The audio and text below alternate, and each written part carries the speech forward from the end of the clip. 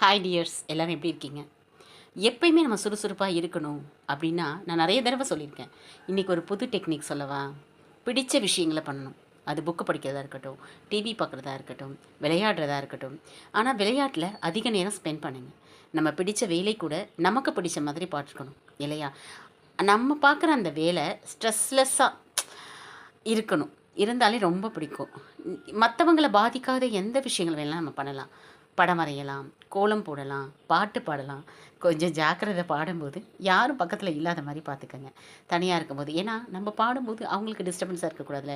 இன்னும் கொஞ்ச நேரம் பாடேன் அப்படின்னு சொல்லுறோம். ஏய் வாயை மூடு அப்படின்னு சொல்லக்கூடாது.